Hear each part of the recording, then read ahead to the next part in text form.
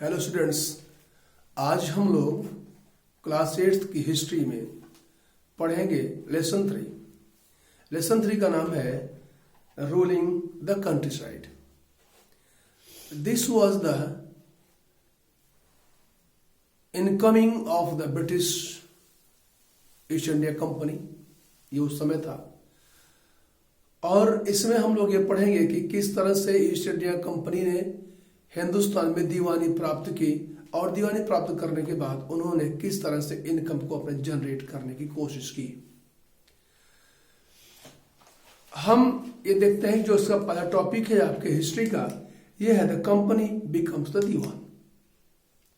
Company दीवान बनती है, अपॉइंट की जाती है और 12 अगस्त 1765 यानी 12 अगस्त 1765 को मुगल एम्परर ने कंपनी को अपना दीवान बनाया और बंगाल प्रांत के लिए, जिसमें कि वो दीवान नियुक्त किया।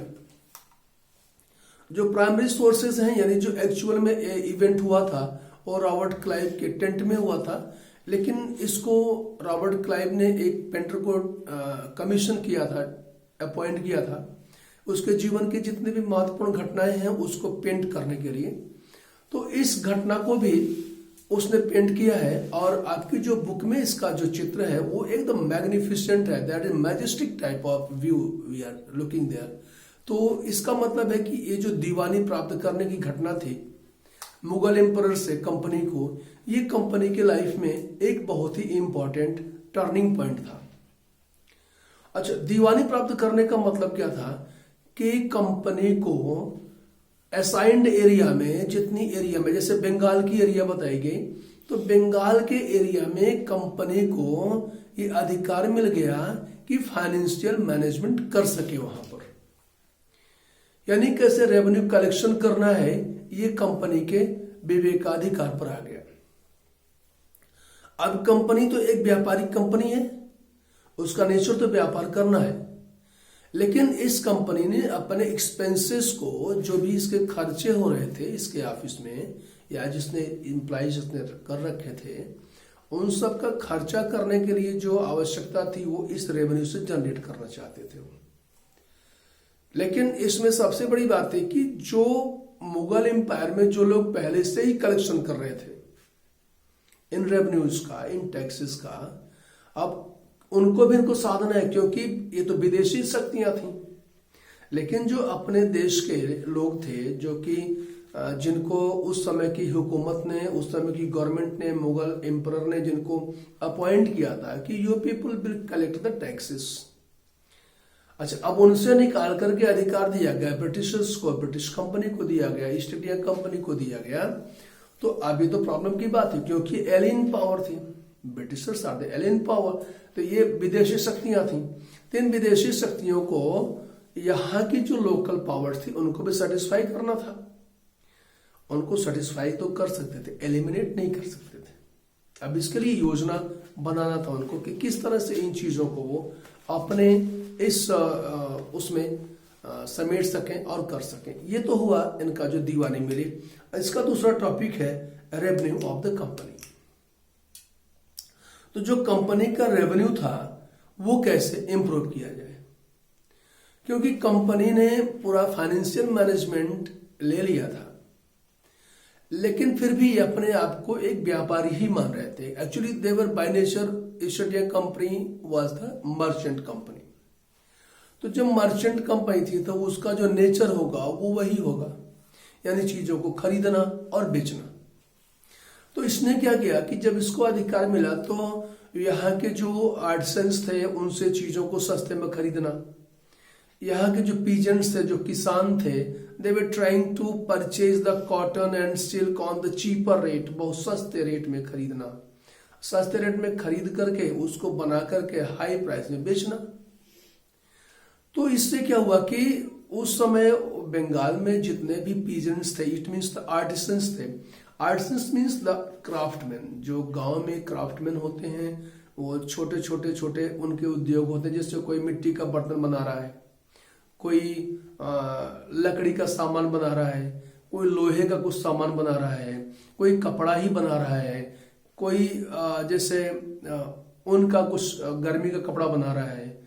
तो इस तरह के आर्टिसंस गांव में हुआ करते थे कि जो छोटे छोटे छोटे उद्योग थे, कुटीर उद्योग के टाइप के थे, तो वो सब गांव में रहते थे। तो कंपनी को लगा कि हम इनकी चीजों को खरीद करके कम दाम में खरीदें और ज्यादा दाम में बेचें, ये करने लगे। और उन्होंने क्या किया, जो पीजेंट्स थे, जो किसान थे, उनकी भी चीजों को खरीदने लगे सस्ते दाम में और बेचने लगे। तो इससे हुआ क्या कि जो उस समय वहां के आर्टिसंस थे, it means the small cottage industries people, they were producing their goods and services for the requirement of the local people। तो वहां पे हफ्ते में एक बार बाजार लगती थी, हर गांव में पहले होता था। वो भी था कि जब हफ्ते में बाजार लगती तो जो लोग आर्टिसंस थे, जो किसान थे, अपने सामान को बाजार में लाते और बेचते थे। तो जिनको आवश्यकता होती तो लोग खरीदते थे अपने सामान को और अपने घर ले जाते थे। तो जब इन्होंने आर्टिसंस के यानी जो छोटे छोटे कारीगर थे उनकी चीजों खरीदने लगे सस्ते में, तो ये लोग क्या किए, ये लोग वहां से भाग गए, अपने अपने घर से हट गए लोग। भाई जब हम बना रहे हैं सस्ते में बेचना, ये तो मतलब क्या है बेचने का, तो हमारे खाने पर क्यों नहीं, दे फ्लेड आउट, वो वहां से चले गए। किसानों के साथ भी यही हुआ। तो जब किसानों से टैक्स वसूलने लगे अपने मनमानी या उनके सामान को सस्ता खरीदने लगे, तो लोग भी किसानी छोड़ने लगे। तो इस तरह की चीजें हुई वहां पर। उसके बाद जो है बीच में एक बार जब कंपनी हुई थी, बढ़ी थी, तो उसमें हुआ कि जिस तरह से मार्केट में जब प्राइसेस बढ़ने लगी तो दाम बढ़ने लगे। तो उससे हुआ ये कि जो किसान थे उन्होंने फिर खेती की तरफ रुख किया अपना। जब खेती तरफ किया तो थोड़ा सा उसमें इम्प्रूवमेंट हुआ। लेकिन उसी समय में क्या हुआ कि आप ये समझिए कि 1765 की बात है जब इन्होंने दीवानी प्राप्त की थी। और इसके बाद यहाँ पर एक 1770 में 5 साल बाद 1765 में दीवानी प्राप्त की थी। और 1770 में यानी 1770 में क्या हुआ कि बंगाल में एक बहुत बहुत भयानक महामारी आई। उस महामारी में लगभग 10 मिलियन पीपल डाइड, मर गए। 1/3 जनसंख्या ही साफ हो गई वहां की। ये बहुत बड़ा उसमें अकाल था। तो हुआ क्या, इससे भी नुकसान हुआ। और जो इन्होंने आर्टिसंस को परेशान करना शुरू किया, इनकी चीजों को सस्ते में खरीदना शुरू किया, तो आर्टिसंस भी भगते चले गए। तो जब इतनी बड़ी तबाही हो गई और लोगों की इतनी संख्या में मृत्यु हो गई, तो जाहिर सी बात है कि जो कृषि थी वो प्रभावित हुई। अब देखिए सेकंड जो टॉपिक, थर्ड टॉपिक आपकी इस बुक में है, वो है the need to improve agriculture. अब देखो एग्रीकल्चर से लोग भागने लगे थे। तो जब लोग भागने लगे तो ब्रिटिशर्स ने सोचा कि भाई हम अगर एग्रीकल्चर को बढ़ावा नहीं देंगे, किसानों को सुविधा नहीं देंगे, तो होगा क्या कि लोग जब भागेंगे तो खेती होगी कैसे। और जब खेती या किसानी नहीं होगी, एग्रीकल्चरल जो एक्टिविटीज हैं they will stop and they will not do these things. So what will happen, उनका जो raw material they will not able to find out, जैसे कॉटन है, सिल्क है, या जो खाद्य पदार्थ है नहीं उनको मिलेगा। तो फिर जब मिलेगा तो रेवेन्यू कलेक्शन करेंगे कहां से, ये भी प्रॉब्लम की बात हो जाती है उनके लिए। तो इन्होंने क्या किया, इन्होंने लाया परमानेंट सेटलमेंट। परमानेंट सेटलमेंट ले आए। परमानेंट सेटलमेंट में इन्होंने किया कि जो उस समय के छोटे छोटे राजा थे, जो तालुकदार थे, उन सबको कहा भाई चलो ठीक है, तुम लोग जमींदार बन जाओ और तुम लोग रेवेन्यू कलेक्शन करो। अच्छा, रेवेन्यू कलेक्शन क्या हुआ कि रेवेन्यू का जो रेट था वो फिक्स हो गया कि भाई इस रेट पर हम सामान, इस रेट पर हमको रेवेन्यू चाहिए, हमको टैक्स ये चाहिए और ये बदलेगा नहीं भविष्य में, यही रहेगा स्लॉट। तो इसमें उन्होंने अपॉइंट किसको किया, जो उस समय के छोटे छोटे राजा थे उनको अपॉइंट किया, और जो तालुकदार थे उनको अपॉइंट किया एक जमींदार की तरह कि आप लोग अपने अपने एरिया का, अपने अपने क्षेत्रों का टैक्स कलेक्शन करिए, इस रेट पर करिए और हमको दीजिए। तो जब वो कलेक्शन करने लगे उस रेट पर, तो इतना ज्यादा हाई था वो कि किसान परेशान होने लगे। किसान भी परेशान हुए और वो टैक्स भी नहीं दे पाते थे। जब वो टैक्स नहीं दे पाते थे तो जो राजा थे, तालुकदार थे, जो जमींदार लोग बने हुए थे, वो लोग भी टैक्स उसको नहीं दे पाते थे। इससे हुआ क्या कि कई जमींदारियां बिक गई।